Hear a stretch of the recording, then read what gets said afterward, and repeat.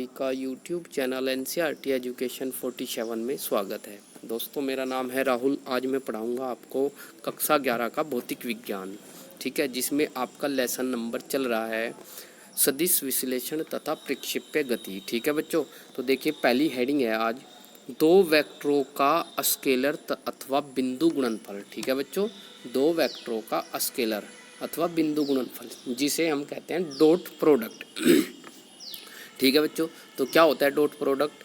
यह एक अदिश राशि है जो इन वेक्टरों के परिमाण तथा उनके बीच बनने वाले कोण की कोज्या के गुणनफल के बराबर होती है। ठीक है बच्चों, यदि दो वेक्टर ए और बी के बीच का कोण थीटा हो तब ए डॉट बी बराबर होता है ए बी कोस थीटा। ठीक है बच्चों, आपको याद रखना है डॉट प्रोडक्ट क्या होता है दो वेक्टरों का। ए वेक्टर डॉट बी वेक्टर बराबर होता है ए बी कोस थीटा। ठीक है बच्चों, अब नेक्स्ट देखिए आप लोग, ये आपके पास फिगर है। ठीक है, ये दो वेक्टर है, आपके पास वेक्टर ए है, बन रहा है थीटा, तब इन दोनों का डॉट प्रोडक्ट क्या हो जाएगा? ए डॉट बी बराबर होता है, ठीक है बच्चों, बराबर होता है ए बी कोस थीटा। ठीक है, ए बी कोस थीटा। अब आगे देखिए बच्चों उदाहरण, जैसे उदाहरण, यदि किसी पिंड पर थीटा कोण बनाते हुए बल लगाया जाए, यदि किसी पिंड पर थीटा कोण बनाते हुए बल लगाया जाए और वस्तु में उत्पन्न विस्थापन एस हो, तब किया गया कार्य W बराबर होता है F dot S into cos theta. ठीक है बच्चों, W बराबर होता है F dot S into cos theta, अर्थात यह एक अदिश राशि है। ठीक है भाई, यह एक अदिश राशि है। अब देखिए नेक्स्ट, स्केलर गुणनफल के गुण। स्केलर गुणनफल के गुण, डॉट प्रोडक्ट के जो प्रॉपर्टी होती है वो क्या होता है? यह धनात्मक, ऋणात्मक तथा शून्य हो सकता है। ठीक है बच्चों, ये धनात्मक भी हो सकता है, ऋणात्मक भी हो सकता है और शून्य भी हो सकता है। अब देखिए स्केलर गुणनफल क्रम विनिमय होता है, अर्थात ए डॉट बी बराबर बी डॉट ए लिख सकते हो। अब आगे देखिए बच्चों, दो परस्पर लंबवत, तीसरा, दो परस्पर लंबवत वेक्टरों का स्केलर गुणनफल शून्य होता है यदि दो वेक्टर एक दूसरे के लंबवत है। ठीक है बच्चों, ये इंपॉर्टेंट प्रॉपर्टी है इसकी। यदि दो वेक्टर एक दूसरे के लंबवत है तो उनका डॉट प्रोडक्ट क्या होता है बच्चों? जीरो होता है। ठीक है, यदि ए और बी के बीच का कोण 90 डिग्री हो, ठीक है, यदि ए और बी का कोण 90 डिग्री हो तब ए डॉट बी बराबर होगा जीरो। ठीक है बच्चों, सेम वही प्रॉपर्टी है आपकी।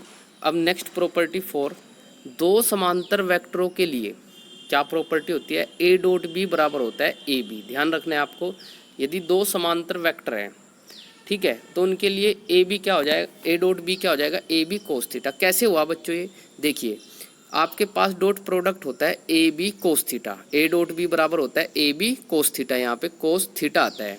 अब जब दो वेक्टर समांतर है तो थीटा की वैल्यू क्या आ जाएगी आपके पास? जीरो। तो आप यहाँ पे जीरो रख दोगे थीटा की जगह, कोस जीरो। कोस जीरो का मान क्या होता है बच्चों?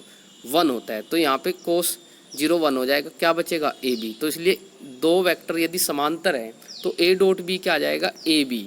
ठीक है बच्चों, अब आगे देखिए बच्चों, ये पांचवी प्रॉपर्टी है आपके पास, आई डॉट आई 1 होता है और जे डॉट जे 1 होता है, के डॉट के 1 होता है। आपको याद रखना है बच्चों, यदि आप किसी वेक्टर का उसी वेक्टर के साथ डॉट प्रोडक्ट करते हो तो आपका क्या आ जाएगा? 1। ठीक है, अगर आप किसी एक वेक्टर का दूसरे वेक्टर के साथ डॉट प्रोडक्ट करते हो तो उसका डॉट प्रोडक्ट क्या होगा? जीरो। जैसे आई डॉट जे बराबर जीरो, जे डॉट के बराबर जीरो, के डॉट आई बराबर जीरो। तो याद रखना है आपको। अब आगे देखिए बच्चों, दो वेक्टरों का वेक्टर अथवा सदिश गुणनफल, वो आपने अभी आपको क्या पढ़ा? Dot product. अब आप पढ़ोगे, ठीक है बच्चों, सदिश वेक्टरों का वेक्टर अथवा सदिश गुणनफल। ठीक है भाई, सदिश गुणनफल। तो देखिए यह एक सदिश राशि है। ठीक है भाई, हमेशा याद रखना दो वेक्टरों का वेक्टर गुणनफल क्या होता है भाई? सदिश राशि होती है। और डॉट प्रोडक्ट का जो बिंदु गुणनफल का जो प्रोडक्ट होता है वो एक अदिश राशि आती है, आपको याद रखना है। अब देखिए यहाँ पे यह एक सदिश राशि है जो उन दोनों वेक्टरों के परिमाण तथा उनके बीच बनने वाले कोण की ज्या के गुणनफल के बराबर होता है। इस दिशा, ठीक है भाई, इसकी दिशा दोनों वेक्टरों के तल के लंबवत होती है। ठीक है बच्चों, और ये जो आपका सदिश गुणनफल है इसको हम क्रॉस प्रोडक्ट भी बोलते हैं दो वेक्टरों का। ठीक है बच्चों, इंग्लिश में। अब देखिए, यदि ए वेक्टर और बी वेक्टर के बीच का कोण, ठीक है भाई, देखिए आगे देखिए आप लोग, यदि ए वेक्टर और बी वेक्टर के बीच का कोण थीटा हो तब ए क्रॉस बी बराबर होता है A B sine theta N cap. N क्या है? इन दोनों के लंबवत इकाई सदिश है। ए और बी के लंबवत इकाई सदिश है एन। ठीक है भाई, तो क्या होता है क्रॉस प्रोडक्ट बच्चों? N cross B vector equal to A B sine theta. उसमें दूसरे में क्या होता है? डॉट प्रोडक्ट में कोस थीटा। ठीक है, और यहाँ पे एन आ जाता है। एन क्या है? ए और बी के लंबवत इकाई सदिश है। ठीक है बच्चों, यहाँ पे लिखा हुआ भी एन कैप जो है वो ए व बी के तल के लंबवत एकांक वेक्टर है। अब आगे देखिए बच्चों, वेक्टर गुणनफल के गुण। वेक्टर गुणनफल के गुण क्या होते हैं? यह क्रम विनिमय नहीं होता है। ठीक है बच्चों, जैसे वो क्रम विनिमय होता है आपके पास डॉट प्रोडक्ट, ये नहीं होता है। ठीक है, A cross B not equal to B cross A, ये कभी बराबर नहीं होता है। ठीक है बच्चों, दूसरी प्रॉपर्टी, दो समांतर वेक्टरों का वेक्टर गुणनफल शून्य होता है। ठीक है भाई, दो समांतर वेक्टरों का वेक्टर गुणनफल क्या होता है? शून्य। तो जब दो वेक्टर समांतर होते हैं उनके बीच कोण कितना बनता है? 0 डिग्री। जब आप साइन 0 रखोगे तो 0 हो जाएगा, यानी कि 0 हो जाएगा सब।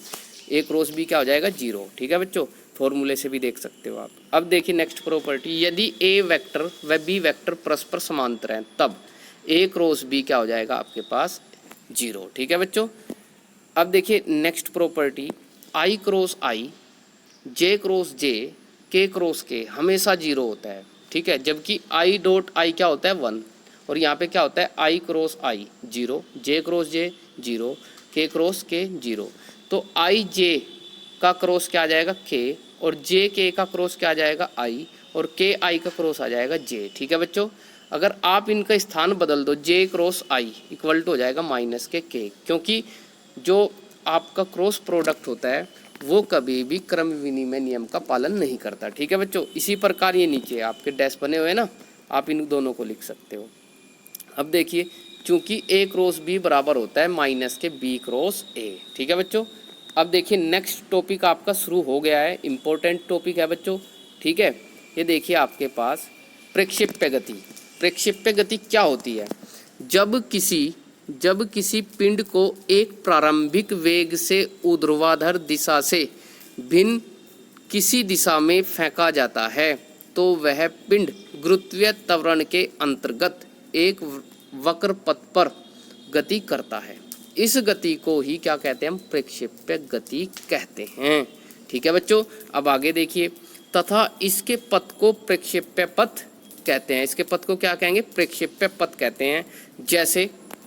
जैसे उदाहरण के लिए, ठीक है बच्चों, से छूटे गोले की गति क्या होती है? प्रक्षेप्य गति। ध्यान रखना है आपको। अब देखिए प्रक्षेप्य पथ क्या होता है?